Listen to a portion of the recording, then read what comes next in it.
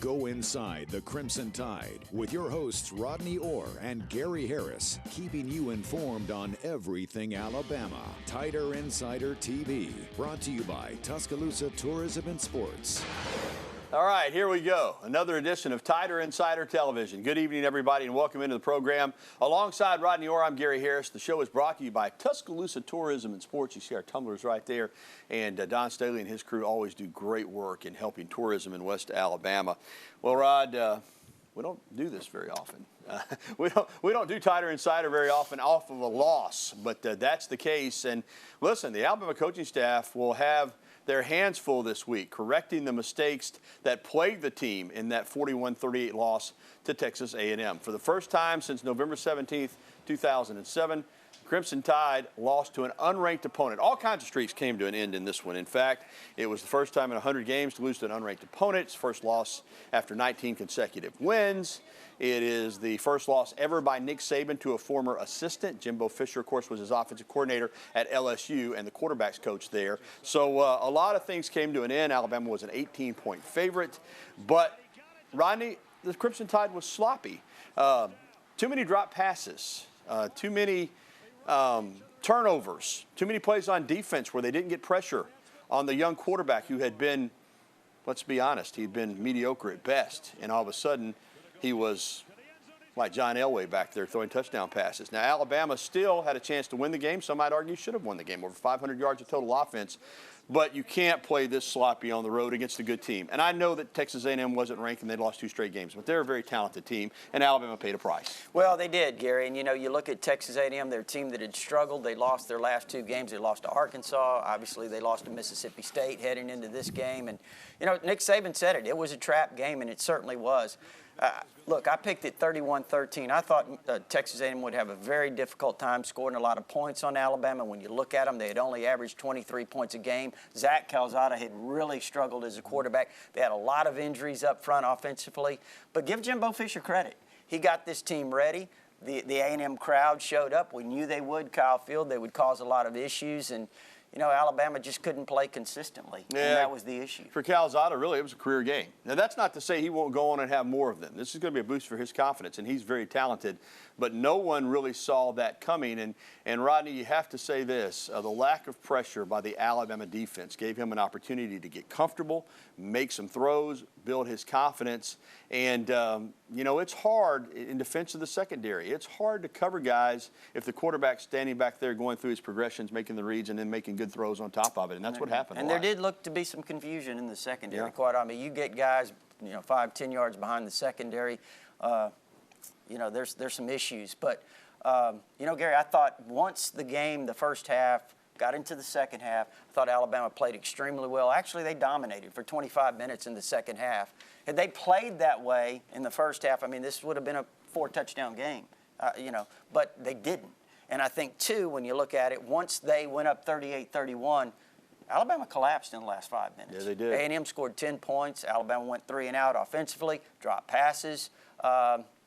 So, again, you cannot go on the road against a team that, even though they had struggled, they had a lot of talent. They were a quality team in that regard. So now you've got to bounce back. Yeah, you make a great point. It came down to a 5-minute game. Alabama had a 7-point lead after all it had been through and couldn't hold it. All right, here's what Will Anderson Jr., the outstanding sophomore outside linebacker, had to say yesterday in regards to getting past this game and getting on to the rest of the season.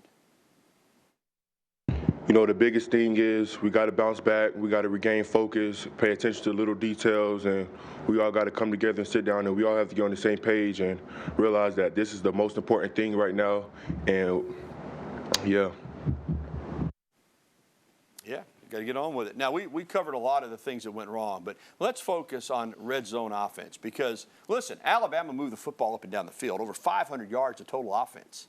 And it still got 38 points. But you could make a case easily, as you kind of alluded to, that if they'd have taken advantage of all their opportunities, maybe 50 points in this game. You throw an interception on the 2-yard line. You have another 1st and goal from the 3. You throw 3 incomplete passes. You have to kick a field goal there. The red zone, whether it was play calling or lack of execution or a combination of the two, it just wasn't good enough on the road. Well, you settle for 3 field goals. You know, those are touchdowns. That's 12 points. You throw an interception, that's 19 points. So obviously you're right. Alabama squandered a ton of points. And, you know, you drop a ball in the end zone, which Cameron Lott, too, has been fantastic this year. You know, the fact that he dropped it, and that was close. I was surprised they didn't review that play. I don't know that it was a catch, but at the same time, I did think they would review it. But you're right, Gary, the red zone offense. I know there's been a lot of complaining about Alabama had 23 plays inside the 30-yard line, and 17 of those were passes. But I think it's also important to remember this. Sometimes the plays that are called aren't necessarily what you see.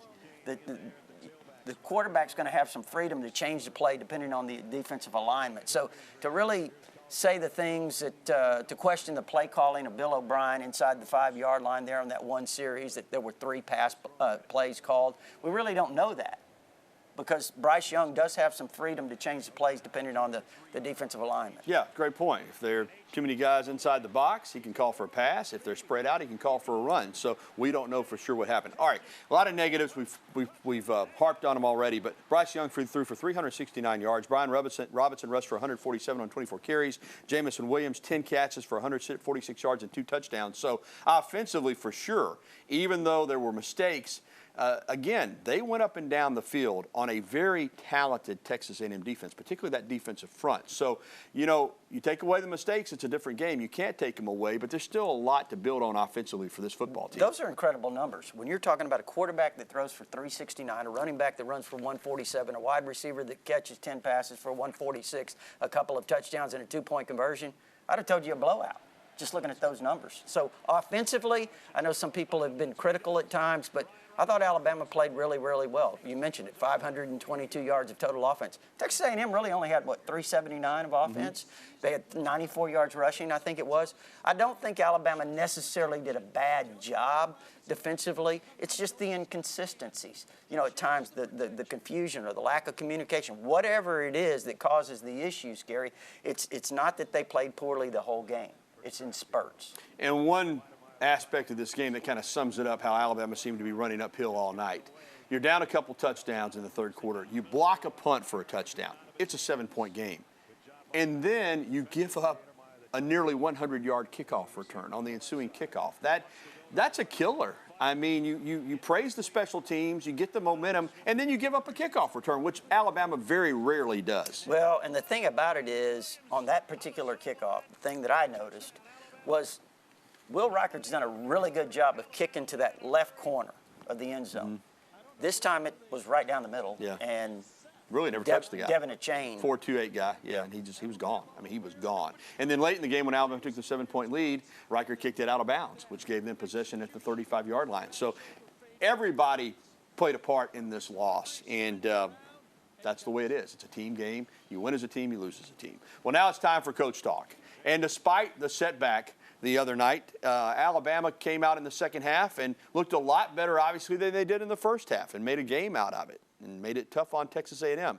Here's what Coach Saban had to say about Alabama's performance against the Aggies on Saturday night. Well, it's a very difficult loss. Got to give Texas A&M a lot of credit. I thought they played very well. They had a good plan. You know, we certainly contributed to helping them in a lot of cases. Turned the ball over in the red zone, settle for field goals in the red zone.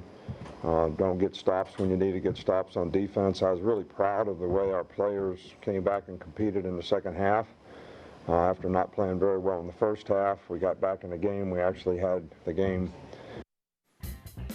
All right, still to come on Tider Insider Television, Alabama football as a commitment, another top-ranked player.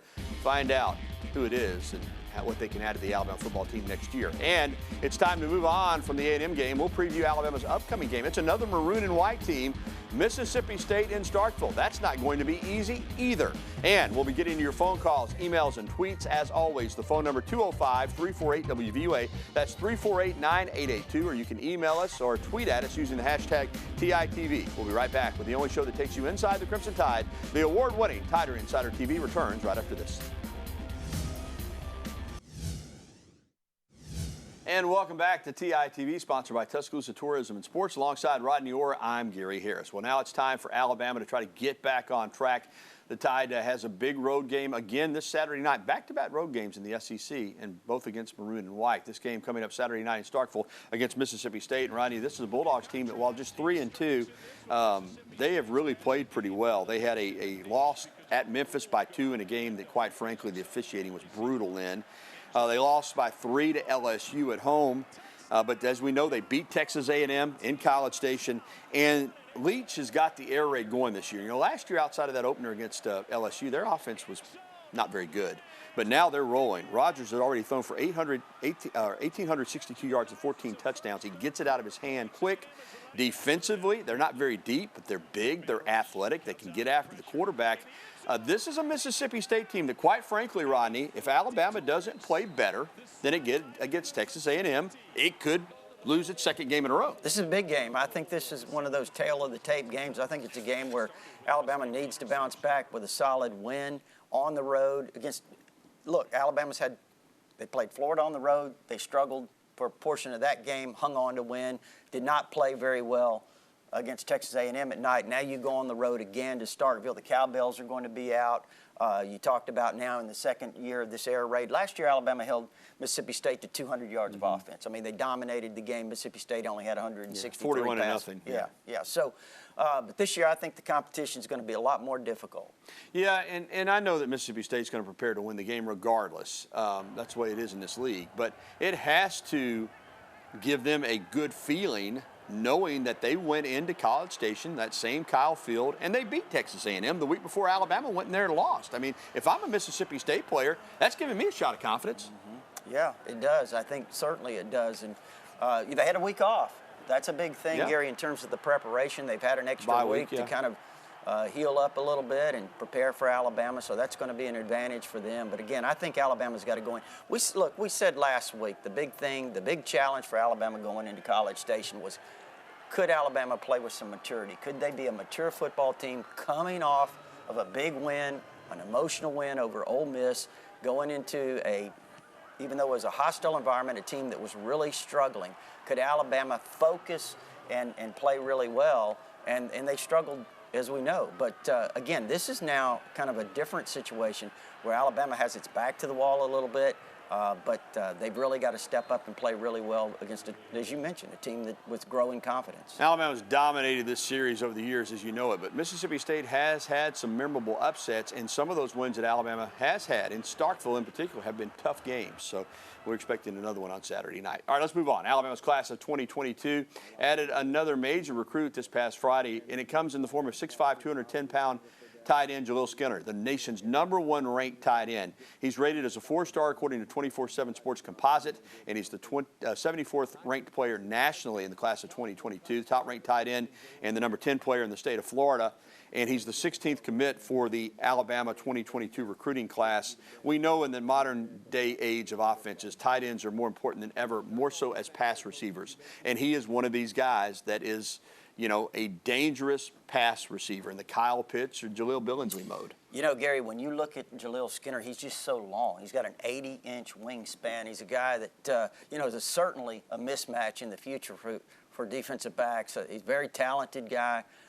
He makes the third tight end that has committed to Alabama in this class. Obviously, Elijah Brown was one out of Ohio. Amari Niblack, who's a very talented player in his own right from down in South Florida. So people say, why would you sign 3 tight ends? Well, you might lose 2 this year. You could lose Billingsley. You could lose Latu, and obviously Major Tennyson as well. So you've got to replenish those guys. But also keep in mind, Gary, that it appears that they're going to be able to sign more players this year with the NCAA passing those where you can sign up to 7 more players. So you'll have some more spots, have some more rooms, have some more room to bring in players. All right. Well, Alabama continues to recruit very, very well. That's how you stay on top. Well, coming up, King Henry adds to the record book and his Tennessee Titans legacy. We'll explain coming up. Plus, we'll be getting your phone calls, emails, and tweets. You see the information right there on your screen. Interact with us right now. Give us a call at 205-348-9882. We'll be back with phone calls and emails next here on Tider Insider TV.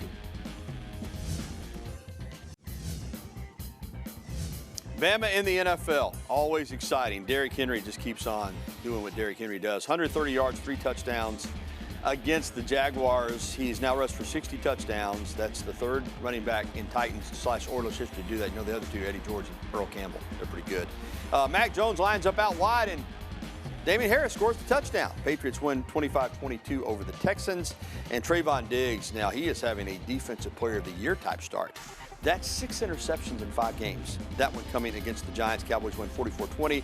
Najee Harris is going to be really, really good with the Steelers. He had a touchdown, went over 100 yards rushing for the first time. Also, Jalen Hurts ran for 2. Devontae Smith had a touchdown catch. Amari Cooper had a touchdown catch. As Alabama Stars just continue to make a name for themselves in the NFL. All right, welcome back into TITV. I do want to tell you, Jason in Brilliant and Paula in Alabaster, if you call us back, we're sorry. We will get you on. We had a little technical issue with the phone lines. We had you on hold, but call back and we'll get you on. But we do have Rick from down in Brent with us. Hey, Rick, go ahead. Ryan, how are y'all tonight? Doing well. Ryan, I got 2 comments. And what do you think? I think the big thing was Moore got ejected for targeting, and I think that A&M quarterback had a Stephen Garcia moment because in the stat, that A&M quarterback was dead last in the SEC in completions. What do you think? Well, I think that Malachi Moore going out early like that certainly didn't help. Now, I'd like to think that Alabama's good enough in the secondary and on defense that one player doesn't just cause you to collapse, but it's a factor. He's really good, and that changes your rotation and everything there in the back end, Rodney. So first comment on Malachi Moore. Well, I think, too, Brian Branch. I really like Brian Branch. I think he's a fantastic player to be able to have a guy like that you can plug in. Of course, he's a starter in some of their packages, Brian Branch is. He's really experienced. Remember, now, he played last year in the playoffs. Mm-hmm. Brian Branch was the starter because Malachi was out. Mm-hmm. So in that regard, they're fortunate to have a player like that to be able to come in, but I agree with you. You know, it was unfortunate that Malachi went out so, early in the game. Yeah, and he's got to be smart. I mean, you run in there, the guy's already released the football, and you don't even shove him down, but you tap him with, you go to the head of a quarterback, you're going to get ejected. That's what they're going to do. You got to be smarter than that. Calzada, yeah, he had a career game. Now, I think he's talented enough. We'll see going forward that he may have more games like this. But you're right, Rick. There was nothing that he had done this season to indicate that he was going to show out against Alabama like this. But that's what players do. When you play the #1 ranked team in America, when you play Alabama, players raise the level of their games. They do. And also, let's be fair to him in terms of he's an inexperienced player. He's a really young quarterback. And, when you throw a young quarterback into a situation, Gary, like he was thrown into when Haynes King went down against Colorado, it's a tough situation for a kid that's never played. So the fact that he responded the way he did after he had really struggled in those games, I think it was a really impressive performance by Zach Calzada. But you're right. Heading into this game, he had showed nothing that would have indicated that he would have been able to light Alabama up in the way he did. All right, you callers that called in, if you want to call back in, we got lines open right now at 205-348-9882. You can get through, and we'll take some more phone calls and get to some emails in the next segment of TITV right here on WVOA 23. All right, it's flying by tonight on TITV. It's been busy, so let's get to another phone call, though. Our pal John over in Bessemer is with us. Hey, John. Gary, what's going on with Alabama defense, man? Did let Texas A&M beat us like we did, man? We went down. What's going on with our defense, man? I don't like our defense doing that, man. All right, John. Yeah, they're gonna try to play better than they played on Saturday night. Although, as Rodney pointed out, for the majority of the second half, A&M didn't do anything. But when they needed to stop, A&M twice went down for points there in the last 5 minutes. It cost Alabama the game. So, again, these offenses are really good these days. That's not an excuse. It's a fact. But I do think that Alabama's lacking consistency on defense. We saw a tremendous effort against Ole Miss. That was incredible. But against Florida and against A&M on the road, Alabama's defense was not as good as it probably needs to be if they're going to get to Atlanta. Yeah, both road games, too, by the way. But, yeah, you're right, John. They've got to play a lot better. And, in the second half, Alabama gave up 13 yards until the last 5 minutes. So they played really well, and that last 5 minutes was the determining segment. All right, thanks for the phone call. Let's get to an email, and this is from Jesse in Tuscaloosa. What's your opinion of Bryce not running? Jesse, I'll start on that one. I think it's smart. I think he needs to run as little as possible. I mean, I just think that's he's a valuable player for Alabama. He doesn't want to take unnecessary hits. Maybe there are times that he does need to pull it down, and he did against A&M a couple of times. But for the most part, when he stayed there and hung in the pocket, he's made plays with his arms. So I don't really have a problem with how he's playing quarterback. I'll be honest with you. I think he's playing it very well. But you know, and sometimes running can help an offense make a big play, but he has to be careful too not to take hits. He really does, and you mentioned he ran a couple of times. He pulled the ball, had a clutch first down run. So, yeah, I think when he's got the opportunity, if he can do it and get down, I think that's good. You know, he's really quick. He's elusive. And I think he can be a valuable weapon in that regard when he's got opportunities. All right, thanks for the phone calls and the emails. Still to come, it's prediction time. How are we going to go? Alabama and Mississippi State. Will we roll with the Tide, or will one of us pick the upset? Find out next.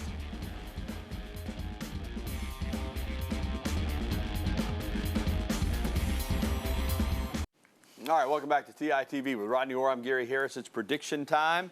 Alabama coming off a loss, as I said at the top of the show. That doesn't happen very often. Rodney, you go first. How do you think the Tide will respond? Well, you know, Gary, this is, like you said, it's a pretty unusual thing coming off a loss. But this Alabama team, I think they're going to respond really, really well on the road in Starkville. Even though they haven't played extremely well on the road so far, I think it changes Saturday night. I've got Alabama 34-21.